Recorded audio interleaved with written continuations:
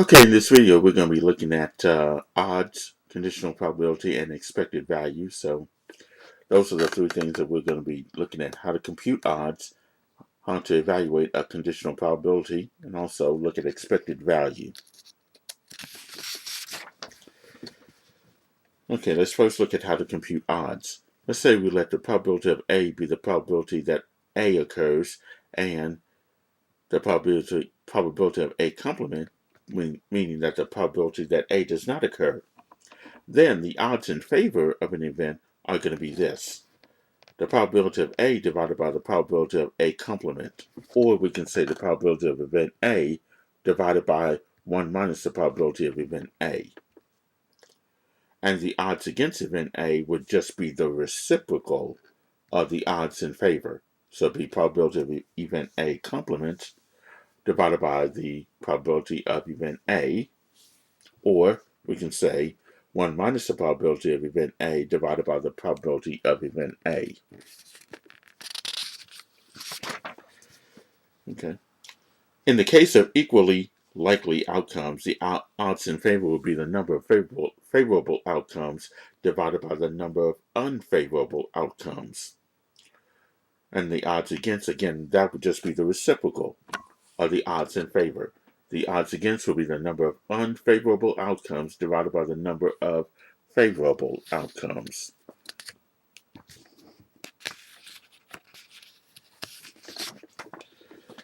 Let's look at this example here.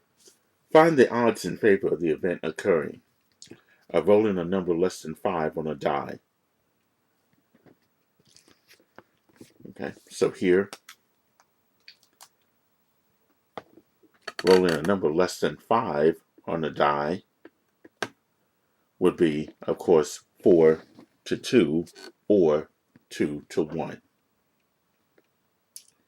Because of the fact the simple space is this.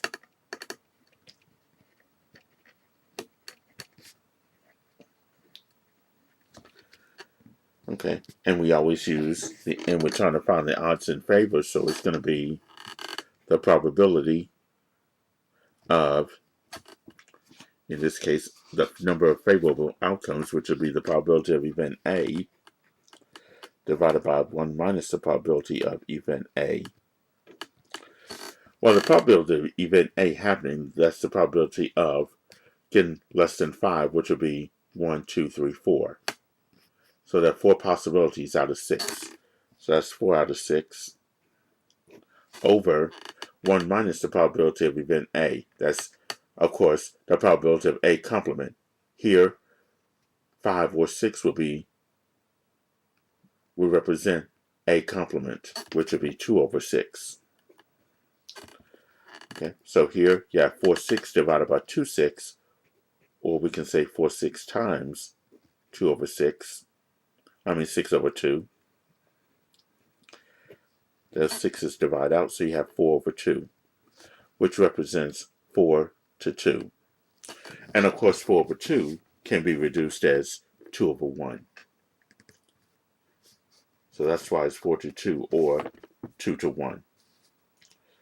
Part B, tossing heads on a fair coin. Now, keep in mind the sample space is either heads or tails. So using that formula,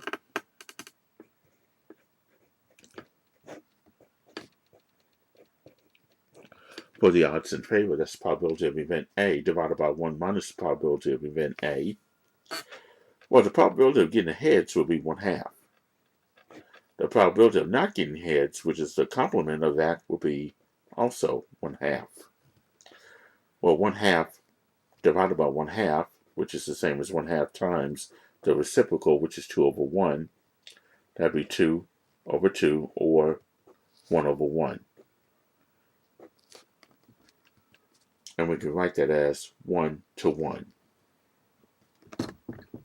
Okay.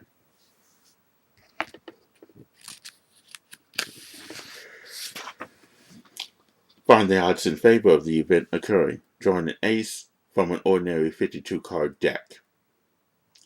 Okay, so here's how we can do that using this particular formula here.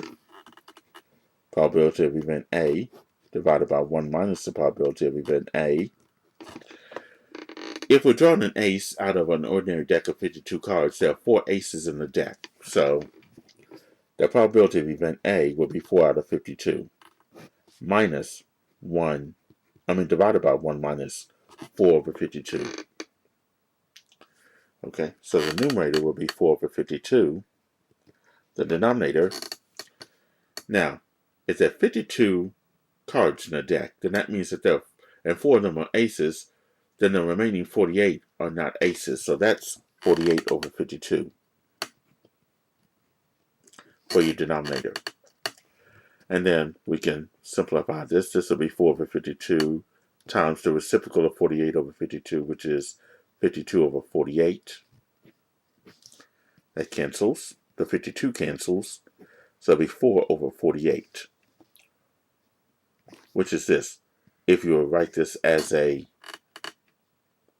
with the colon in between, 4 over 4 to 48, or you can reduce this to 1/12, which is going to be 1 to 12.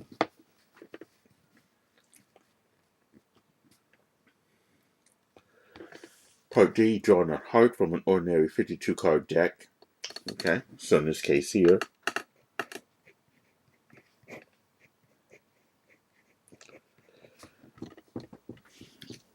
if you're drawing a heart from a 52 card deck, there are 13 hearts in a deck. So that's 13 over 52. Divided by 1 minus 13 over 52.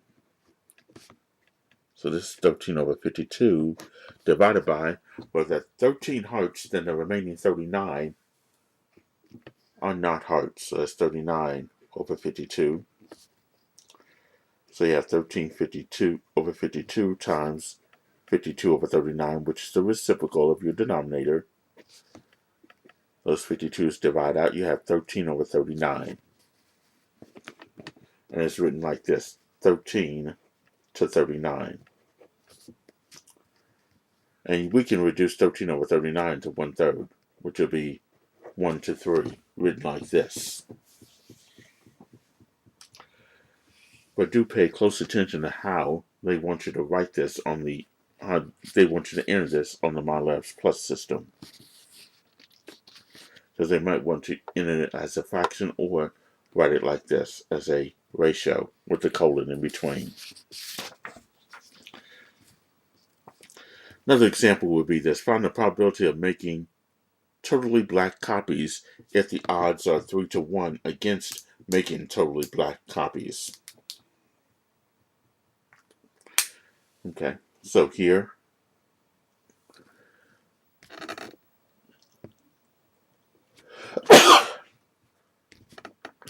the odds of making totally black copies are 3 to 1. Now in this case here, let's find the probability of making totally black copies. Well, this says here that the odds are 3 to 1 against making totally black copies. So that's this right here.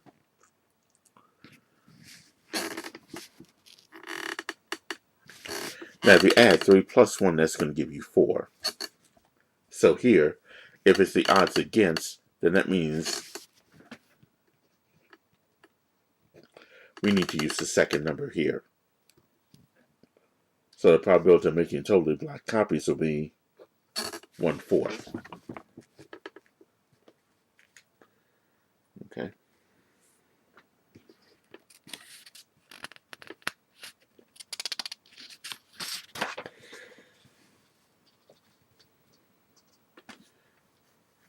Now here's the formula for finding the odds in favor and the odds against.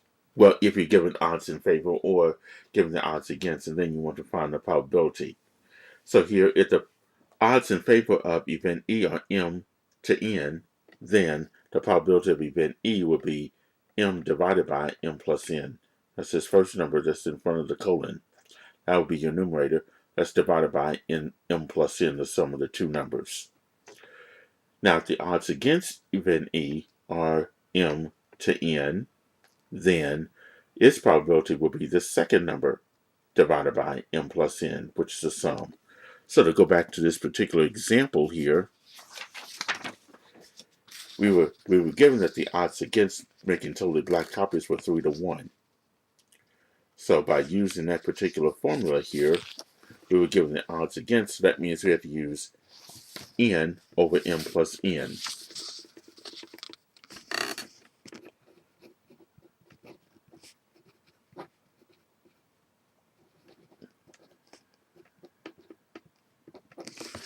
The n is the second number here, which is the 1, over m plus n, that's the sum of these two numbers, 3 plus 1.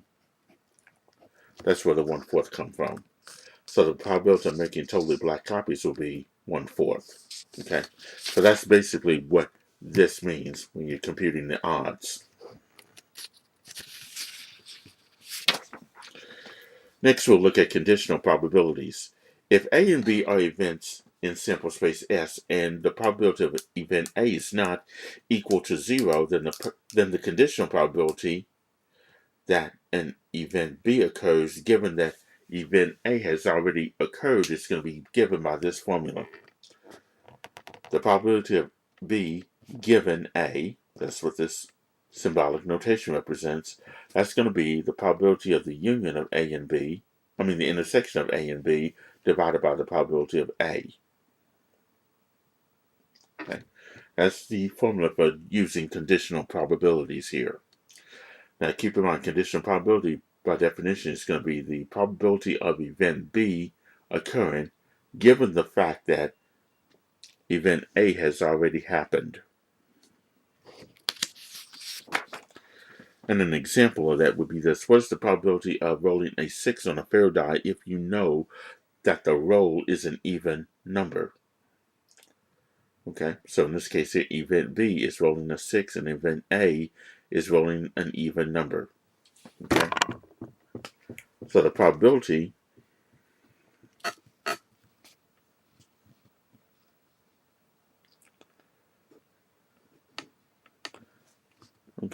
event B in this case is rolling a 6, which is this. Event A is rolling an even number, which is 2, 4, 6. Okay. So now, using this, the probability of event B, given that A has occurred, would be the probability of the intersection of A and B, divided by the probability of event A happening. Okay.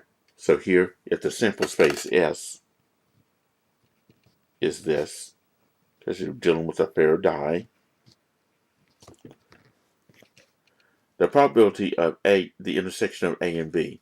Let's look at A and B. What number is common in both A and B? It's 6. And there's only one number that's common in both A and B.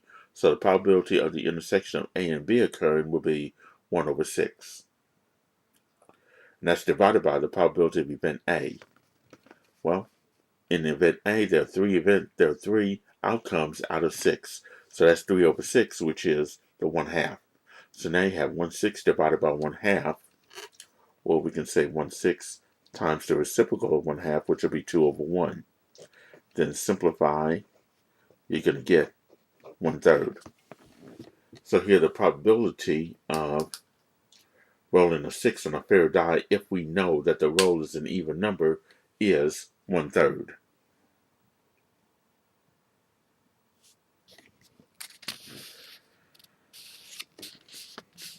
Okay. All right, next we'll look at expected value. If in an experiment the possible outcomes are numbers A1, A2 all the way to A sub n, occurring with probabilities P1, P2 all the way up to P sub n respectively, then the expected value, or the mathematical expectation, which is going to be denoted by capital E, is going to be given by this. E is equal to A1 times P1 plus A2 times P2 plus A3 times P3, continuing on to A sub n times P sub n. In other words, you're going to take each individual number and multiply by its respective probability, and then add them together, and that will give you the expected value. Here, expected value can be used to predict the average result of an experiment when it is repeated many times. Expected value cannot be used to determine the outcome of any single experiment. Okay. And also, expected values are used in the case of fair game. When payouts are involved and the net winnings are $0, the expected value minus the cost to play the game of chance, then that game is going to be a fair game. All right, now let's look at this example that deals with expected value. Suppose you pay $5 to play the following game. 2 coins are tossed. You receive $10 if 2 heads occur, $5 if exactly 1 head occurs, and nothing if no heads appear. Is this a fair game? That is, are the net winnings $0? Okay, so here, 2 heads occur. That probability is 1/4. Now, for the probability of heads and tails, or the probability of tails and heads, would be 1/2. And then the probability of 2 tails occurring would be 1/4. Again, you can use a tree diagram to see those all those possible outcomes in this particular situation. Now, the expected value is this. The probability, if 2 heads occur, you'll be paid $10. That probability is 1/4, so it'll be 1/4 times 10. If exactly 1 head occurs, you get $5. That's these 2 situations here. That's probability is 1/2. Multiply by $5. Nothing if no heads occur. That's your 2 tails. That's 1/4 times 0. Now, if we multiply this 1/4 times 10, that's 225. No, 250. I'm sorry. This one's also 250. This is 0, so that end up being $5. So if you subtract the expected value from the cost of the game, $5 from $5, that net winnings is $0. So in this case, this can be considered to be a fair game. Okay. All right, and that will conclude this particular video on odds, conditional probability, and expected value.